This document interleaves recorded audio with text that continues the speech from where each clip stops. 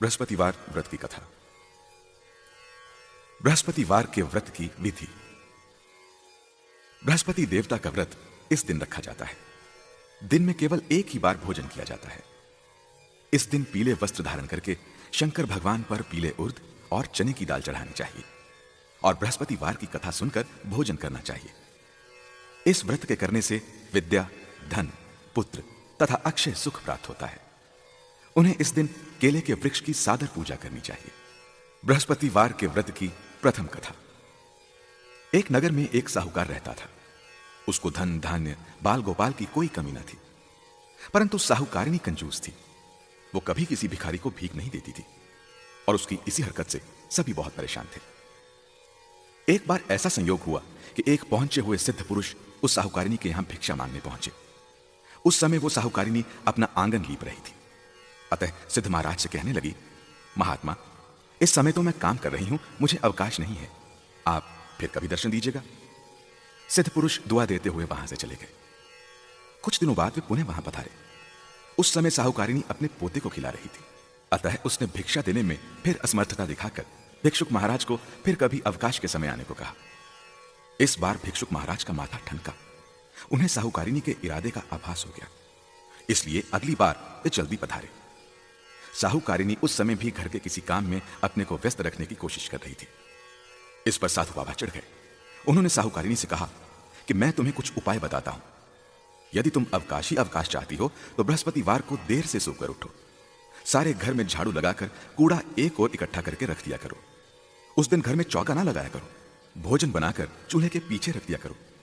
शाम को काफी अंधकार छा जाने के बाद दीपक बत्ती जलाया करो तथा इस दिन भूल कर भी ना तो पीले वस्त्र धारण करो, ना ही कोई पीली चीज खाया करो। साधु महाराज के चले जाने के बाद साहूकारिनी बिल्कुल वैसा ही करने लगी। धीरे धीरे बृहस्पतिवार की उपेक्षा के कुपरिणाम उसके घर में उजागर होने लगे। इसके एक सप्ताह बाद वही साधु बाबा भिक्षा के लिए पुनः पधारे।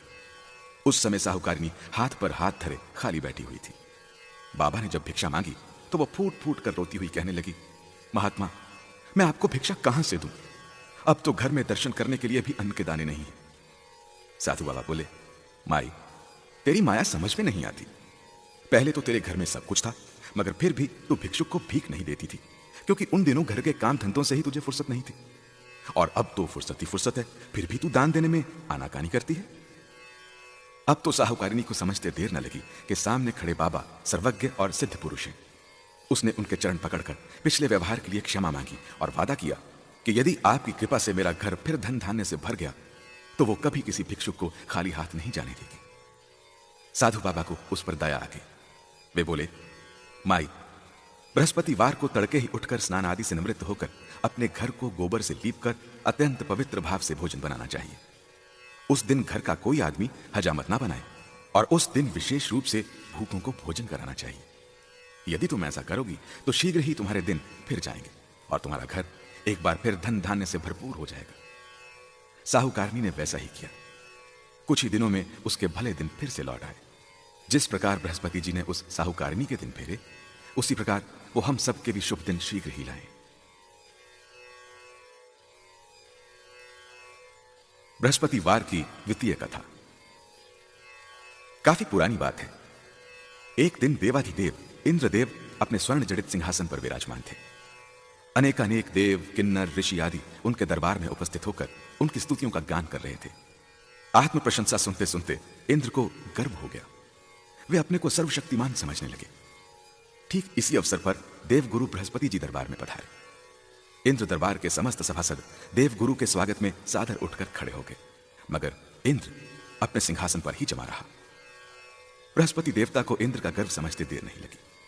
इंद्र की इस अवज्ञा को उन्होंने अपना अपमान समझा और क्रोधित होकर वहां से लौट आए।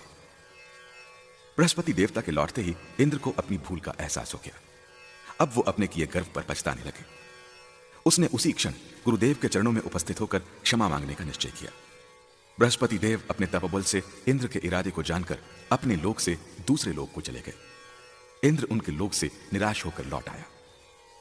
उन दिनों इंद्र का शत्रु वृषपर्वा था। जब उसे देवगुरु की रुष्टता का ज्ञान हुआ तो उसने देवलोक पर चढ़ाई करने का उपयुक्त अवसर जानकर दैत्य गुरु शुक्राचार्य से परामर्श किया। दैत्य गुरु शुक्राचार्य को वृषपर्वा की बात जंच गई। शुक्राचार्य की आज्ञा और वृषपर्वा के नेतृत्व में दैत्य सेना ने इंद्रलोक को घेर कर ऐसी मार लगाई कि इंद्रदेव को छठी का दूध याद आ गया। हार कर वे सिर पर पैर रखकर ब्रह्मा जी की सेवा में उपस्थित हुए। उन्होंने इंद्र को त्वष्टा के पुत्र विश्वरूपा की शरण में जाने के लिए कहा। विश्वरूपा अपने समय का सर्वश्रेष्ठ ज्ञानी विज्ञानी ब्राह्मण था।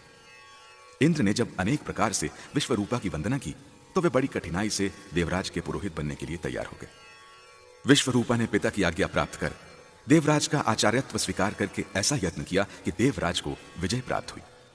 वे पुनः अपने आसन पर आरूढ़ हुए। विश्वरूपा के 3 मुख थे। प्रथम मुख से वे सोमवल्ली लता के रस का पान करते थे, दूसरे मुख से मदिरा पीते थे तथा तीसरे मुख से अन्न जल ग्रहण करते थे। विजयी देवराज ने विश्वरूपा के आचार्यत्व में यज्ञ करने की इच्छा प्रकट की तो वे देवराज को यज्ञ कराने लगे। यज्ञ के दौरान अनेक दैत्यों ने विश्वरूपा से एकांत में संपर्क स्थापित करके कहा, आपकी माता दैत्य कन्या है, इस कारण आपका कर्तव्य है कि प्रत्येक तीसरी आहुति देते समय आप अपनी माता का नाम अवश्य लें। विश्वरूपा को दैत्यों की बात समझ में आ गई। वे यज्ञ की हर तीसरी आहुति दैत्यों के नाम समर्पित करने लगे। फलतः देवताओं का तेज घटने लगा। देवराज को जब सही वस्तु स्थिति का पता चला तो वे इतने क्रोधित हुए कि उन्होंने विश्वरूपा के सिर काट दिए। विश्वरूपा के मदिरा पीने वाले मुख से भंवरा, सोमवल्ली पीने वाले मुख से कबूतर और अन्न खाने वाले मुख से तीतर बना। विश्वरूपा की हत्या करते ही ब्रह्म हत्या के कारण देवराज का स्वरूप ही बदल गया। विश्वरूपा की हत्या का पाप बहुत भारी था। देवताओं के 1 वर्ष तक प्रायश्चित करने पर भी जब ब्रह्म हत्या का पाप ना कटा तो देवराज ने समस्त देवताओं सहित ब्रह्मा जी की स्तुति की। ब्रह्मा जी को उन पर दया आ गई। वे बृहस्पति देवता को साथ लेकर वहां पधारे। दोनों को इंद्र और देवताओं पर बहुत दया आई। उन्होंने ब्रह्म हत्या के पाप के 4 भाग किए। उसका 1 भाग उन्होंने धरती को सौंपा। फलतः धरती में ऊंचे नीचे गड्ढे हो गए। तभी ब्रह्मा जी ने धरती को वरदान दिया कि ये गड्ढे अपने आप भर जाया करेंगे। पाप का दूसरा भाग उन्होंने वृक्षों को सौंप दिया, जिसके कारण उनका दुख गोंद बनकर बहता रहता है। ब्रह्मा जी के वरदान के कारण केवल गुग्गुल का गोंद ही पवित्र माना जाता है। पाप का तीसरा भाग यौवन प्राप्त स्त्रियों को दिया गया, जिसके कारण वे प्रत्येक मास अशुद्ध होकर प्रथम दिन चांडालिनी, दूसरे दिन ब्रह्मघातिनी और तीसरे दिन धोबिन रहकर चौथे दिन शुद्ध होती हैं। पाप का चौथा भाग जल को दे दिया गया, जिसके कारण उस पर फैन और सिवाल आदि आता रहता है। इसी के साथ जल को वरदान भी दिया गया कि तू जिस पर पड़ जाएगा उसका भार बढ़ जाएगा। इस प्रकार बृहस्पति जी इंद्र से संतुष्ट हुए और उनकी तथा ब्रह्मा जी की कृपा से जिस प्रकार इंद्र के पाप ताप कटे, उसी प्रकार बृहस्पति देवता हम सब पर कृपा करें।